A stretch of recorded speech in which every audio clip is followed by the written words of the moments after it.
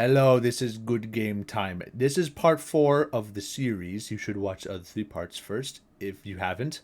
And if you subscribed recently and you saw, oh, it's part 1, it's part 2, they get pretty popular. If you're wondering where part 3 is and you haven't seen it, I don't blame you because it only got like 100 views and of course. But I'm still making this anyway because I like to talk about games and that's what we're doing right now. Gaming time! Yeah!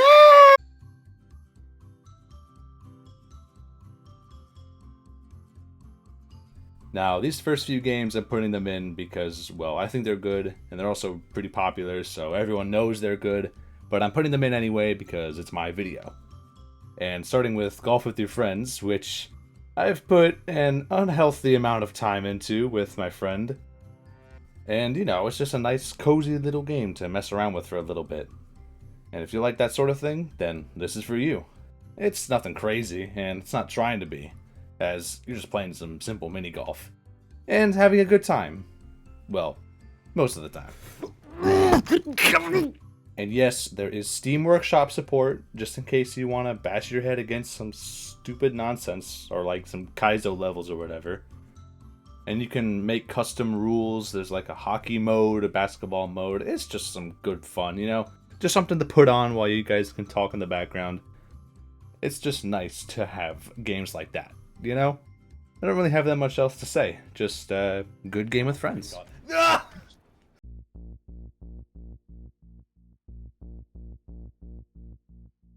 On the complete opposite end, Keep Talking and Nobody Explodes makes you feel like Tom Cruise, as you're following complex instructions and trying not to crack under the pressure while defusing a bomb.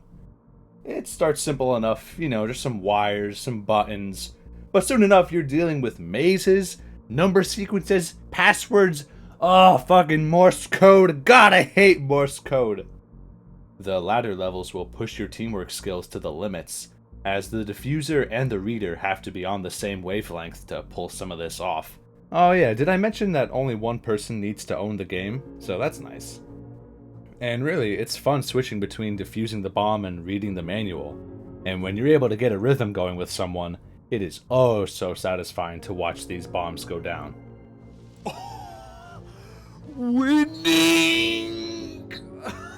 And just like golf, this game also has workshop support, in case you want to try out some crazy stuff like new modules, driving a bus, or dear God, what is that? Anyway, have fun feeling like a supercomputer deciphering these bombs.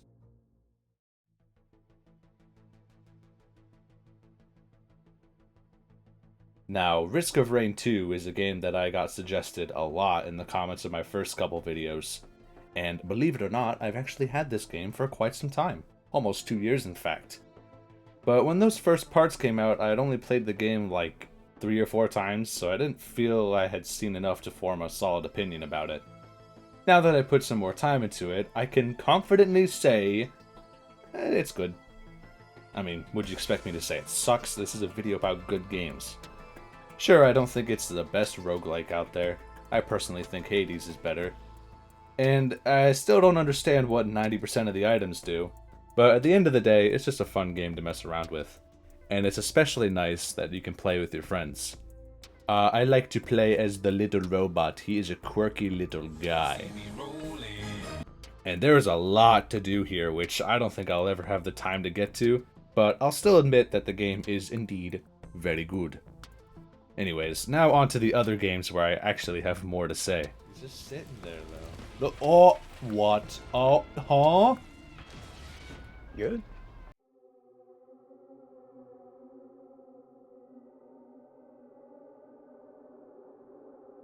Man, where to begin with Signalis? Okay, first things first, this game is absolutely soaked in atmosphere. From the music to the environments, everything about this game makes you feel isolated and on edge. I literally played this in the dark to get the best effect. And it's worth it because, man, this game can get a little spooky at some points. Basically, you're a robot who crashes on a planet, and you explore this facility, and things go wrong very quickly. The story is, it's something. Like, man, I still don't really know what's going on here. But in the end, that doesn't really matter, because Signalis presents itself as such an interesting game. Obviously, it takes inspiration from games like Resident Evil, with the whole limited inventory and the map design, finding items to unlock doors which lead to more items, etc, etc. It's not too hard, you'll never run out of ammo, most of the time. And the bosses aren't that challenging, though some enemies can be kinda annoying. Above all else, Signalis is a game that just hooks you from the start, as I found I was always eager to play more to uncover what new secrets and horrors awaited me. And hell, you can even play the game in first person thanks to the mod. I made a whole video about it if you want to hear me talk about it some more. But yeah, any horror fan should definitely give this game a shot.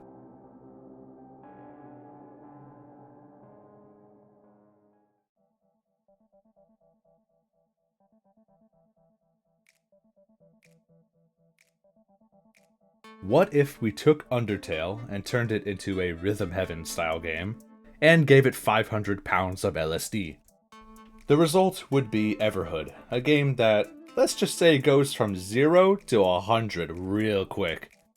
There's kooky characters, wacky set pieces, basically everything you'd expect from this kind of game.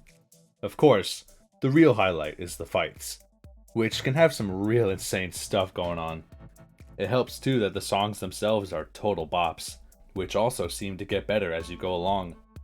And what else? There's a racing minigame, D&D session, and walking through a giant desert. This game is literally just one giant drug trip. It's not very long, and let's just say about halfway through, some things change that add a whole nother layer of complexity to these encounters. And it makes for some pretty tough, but memorable fights. And hey, now is the best time to give this game a try, as the sequel is literally coming out in less than a month. So that's fantastic!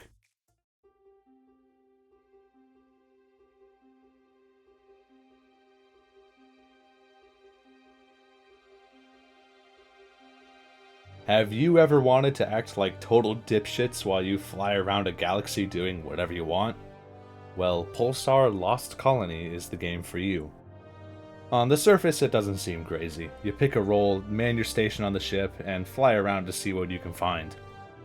But then you discover there's factions, reputation, space pirates, whatever this is, and biscuits. Lots of biscuits. Yeah, I still don't feel like I've even scratched the surface of what you can find in this game. The potential for exploration is really high. Basically, it's just No Man's Sky on a budget. If you can get some friends on this, it's fun to just mess around on a spaceship.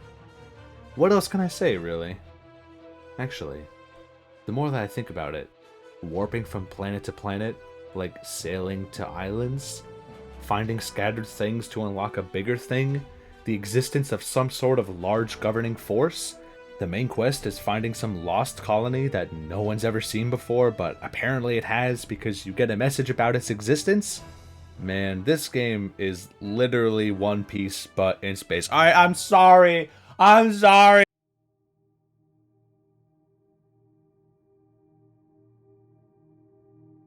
Look at that, another game where you're on a spaceship, with 5 people in total, just like in Pulsar. Surely nothing goes wrong here. Anyways, this is one of the best horror games I've ever played. It's short and sweet, and totally worth experiencing for the story alone. Seriously, I love psychological and cosmic horror, and this game was right up my alley. Don't spoil yourself and play this, it is very worth it. Also, Swansea is such a goober. Look at him having a great time while nothing bad happens.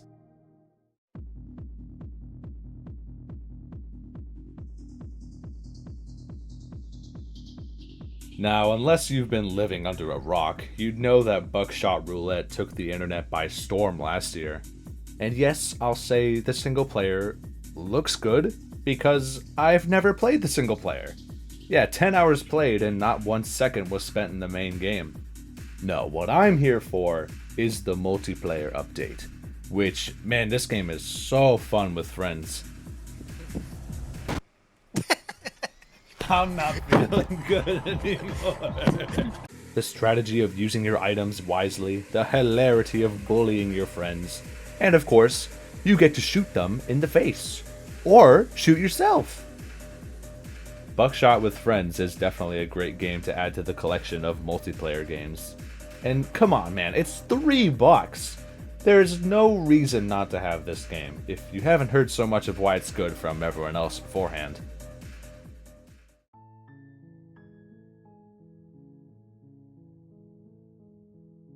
Oh, you just go in and slay a princess. Nothing too crazy, right?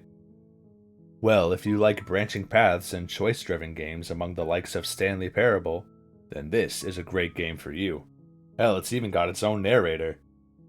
Seriously, the amount of thought that went into every single outcome you can get, leading to tons of different paths which all expand on each other, seriously, it's crazy.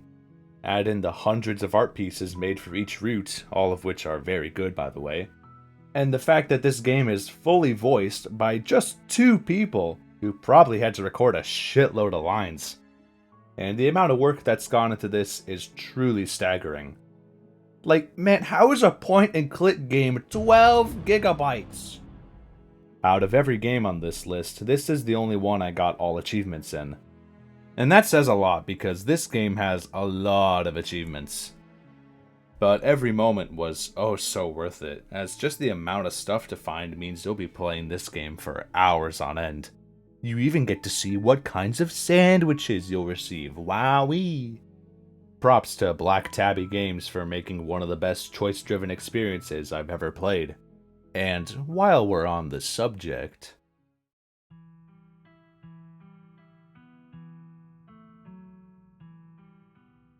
the other game made by this studio is, believe it or not, also just as good. It follows the same style of picking choices, only this is a large story from beginning to end. And yeah, the amount of paths it can go is just as crazy, if not more so than Slay the Princess. The characters are fun, there's a pug, very awesome. The story is intriguing, basically an old horror mystery. And yeah, the amount of different outcomes you can come across, and how one action can create ripples across the entire rest of the game. Yeah, this is choice-driven games done right. Unfortunately, this is the part where I have to say the game is in early access, as only 4 out of 7 chapters are released so far. But even still, I'd say it's definitely worth checking out if you liked Slay the Princess, or just like these kinds of games in general. These devs definitely deserve all the support they can get.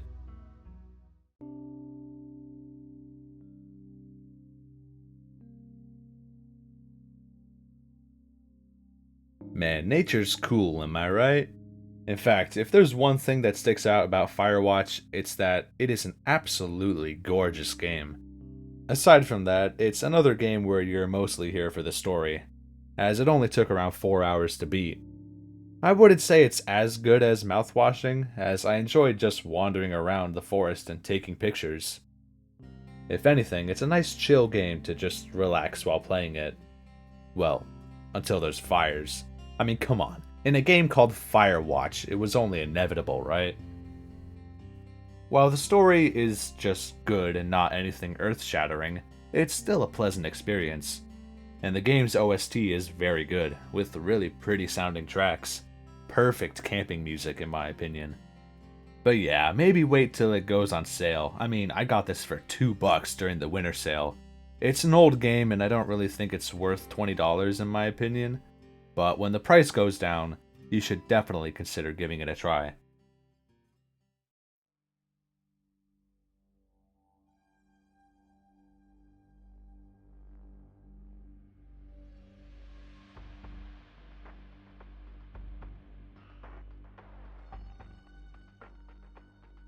On this list, there's been a lot of good games. Some great games, but none that I would call masterpieces. That is, except one. Sanabi is by far the best game on this list, because everything about it is just awesome. On one hand, it's basically Celeste, but with a grapple gun, which of course leads to some thrilling platforming and some cool-ass moments. Once you get the hang of it, swinging around and zipping through enemies hits the highest of highs. On the other hand, the presentation is stellar. The music is incredible, filled with pumping tracks that really hype up the scene. The pixel art, oh my God, the pixel art! This game is just filled with eye candy. It's so beautiful. And the story. Man, I didn't expect it to be this compelling, but let's just say that it has joined the prestigious list of games that have made me cry. Only the 5th one ever to do so. The only thing that I can gripe about is that a couple bosses can be a little annoying, but that's about it. Nothing overstays its welcome, it's engaging from beginning to end. It is a certified masterpiece. I don't care that it's only February. This is still my favorite game that I've played this year, and it'll be hard to top that, unless Silksong comes out this year, in which case, save that for part 5. Anyway, if you decide to pick up any game from this list, play Sanabi. It is so underrated, man. Anyway, that's about it. Play all the games, especially play Sanabi because it is good. Okay? Okay. Now goodbye. Bye-bye.